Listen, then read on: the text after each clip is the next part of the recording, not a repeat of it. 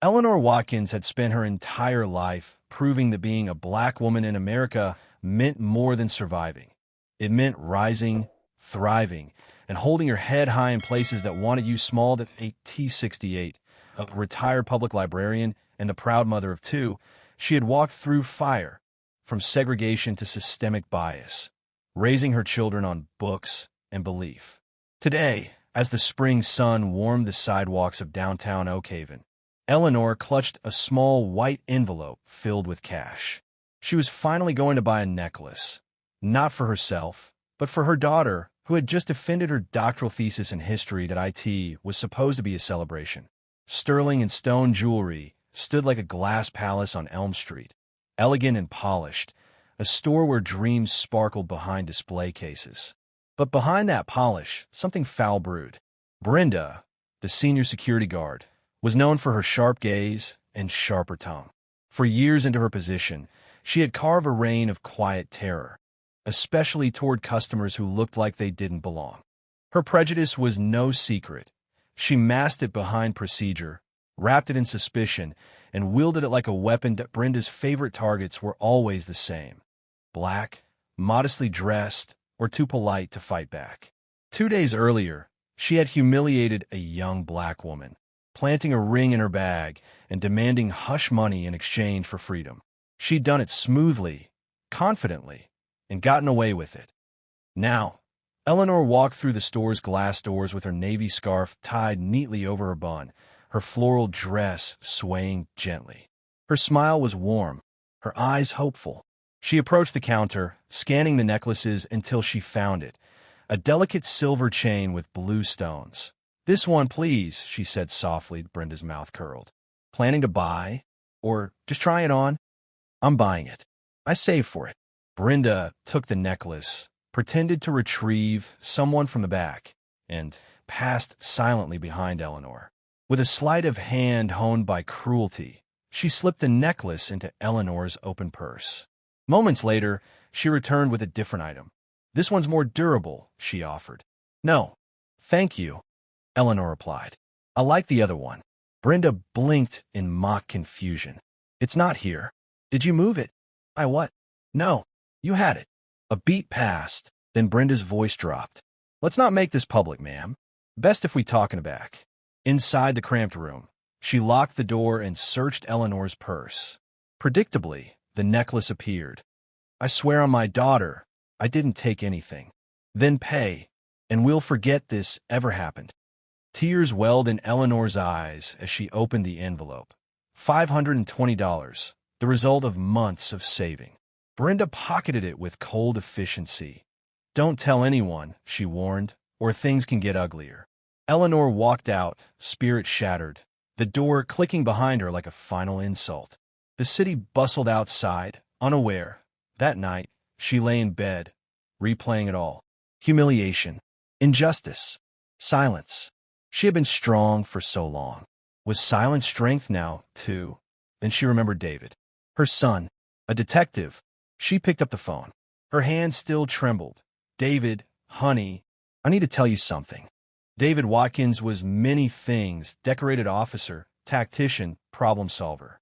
But in that moment, he was just a son listening to the pain in his mother's voice. When the call ended, he sat motionless. His jaw tightened. The rage was real, but deeper was the sorrow. His mother had been preyed upon in a place that had no idea who she really was. This wasn't going to end quietly. Back at Sterling and Stone, Brenda leaned against the counter, smug. 2 in 1 week, she murmured, chewing gum. "I'm getting good at this." Kevin, the younger security guard, said nothing, but his eyes lingered. He had seen enough. That same evening, Kevin reviewed footage from the store's internal cameras. Cameras even Brenda didn't know were fully upgraded last month. A few clicks later, he found what he was looking for: sleight of hand. The planted ring, the planted necklace, the tears, the money. Click, download, transfer. He picked up his phone. "Detective Watkins? Yeah, I think you'll want to see this." The next morning, Eleanor dressed with quiet purpose. No tears, just resolve. She folded a note into her purse, alongside something she hadn't carried in years: her library ID badge. Proof of who she was. She had been quiet too long. At T9:03 a.m. The door to Sterling and Stone swung open. Eleanor entered, not alone this time. Behind her, a tall man in a dark suit scanned the store like a hawk. Brenda looked up, her smirk fading fast. "Can I help you?" she asked. Already calculating, David stepped forward. His voice was calm, but firm. "Yes," he said. "Let's talk in the back." Brenda blinked. "Who are you?" He held up his badge. "Someone you should have never messed with." That night, David couldn't sleep. Before dawn, he contacted two of his most trusted investigators. Eleanor, still shaken, bravely recounted what had happened. "Her name is Brenda. She's a security guard. And yes, I'm sure she put the necklace in my bag," she said, her voice trembling. Meanwhile, Brenda strutted back into the store the next day, chewing gum, acting untouchable. She moved with arrogance, intimidating employees with her sharp glares and fake authority. What she didn't know was that the police had been building a quiet case around her and others like her. They had tips, suspicions, but no solid evidence until now. David made a decision. "We'll take her down, but we do it right, clean and undeniable." One investigator raised a concern. "She's erased videos before. What if she does it again?" David smiled. "That's why we have Kevin." Kevin had been undercover for 2 months, posing as a quiet store employee. He wore a micro camera sewn into his shirt and recorded everything. Brenda's threats, her coercion, her careless cruelty. But what he lacked was a brave witness. When Eleanor walked in that day, he knew the case had shifted. He saw the whole setup unfold. Brenda walking away, returning with a necklace, forcing Eleanor into the back room. That night, when David called, Kevin confirmed, "We've got it. Audio, video, and your mother's courage." 2 days later, on a muggy Friday afternoon, the trap was set.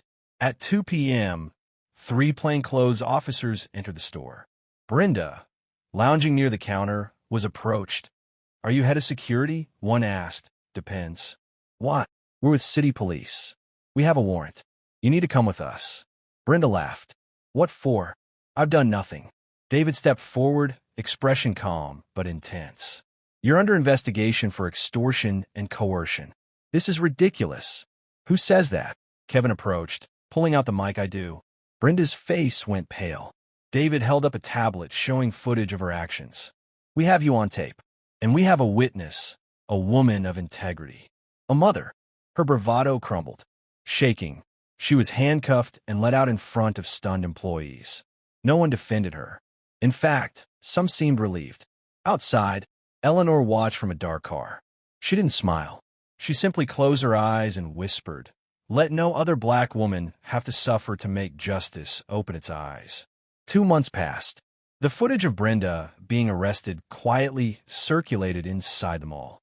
Officially, the store said nothing except that its security team had been restructured. Kevin was reassigned, his mission complete. Other victims began to speak out online, their courage ignited by Eleanor's that at home. Eleanor was watering her garden when her daughter arrived, full of excitement after being invited to join a global African diaspora research team. "Mom, why do you look like you're hiding something?" Eleanor handed her a small blue box. Inside was the same necklace she'd been accused of stealing, now a gift. Alongside it, a handwritten note. "This necklace is not just jewelry. It's a symbol of resilience, of love, and of justice. Wear it with pride." "Mom," her daughter teared up. "Where did you get this?" Eleanor looked out the window, the sky reflected in her eyes. "Doesn't matter where. What matters is what it means." Across the city, Brenda sat in pretrial detention. 5 previous complaints had been dismissed for lack of evidence. Not this time. The recordings, the undercover cop, and a brave woman had sealed her fate. She tried to blame others, but no one stood up for her. When asked to speak, she muttered, "I didn't think anyone would stand up to me." But she did. Eleanor began walking downtown again, head high, stride calm. Some people recognized her, not as a hero, but as a symbol. One young woman whispered, "I saw the video. Thank you. You had the courage I didn't." Eleanor smiled. "Now that the door's open, it's your turn. Justice needs footsteps to follow." On her daughter's phone, The video posted by the Oppressed Memories channel was trending. Thousands of views, comments of support, testimonies from other victims. Eleanor never wanted fame. She wanted dignity. And as she watched her daughter with a necklace, once a weapon used against her, now transformed into a symbol of triumph, she knew justice had come home. This story isn't just about racism or abuse of power. It's about courage. It's about the strength to speak when others stay silent. If stories like Eleanor's matter to you, subscribe to Oppressed Memories. And don't stop here. Watch the next video, because truth, once awakened, never goes back to sleep.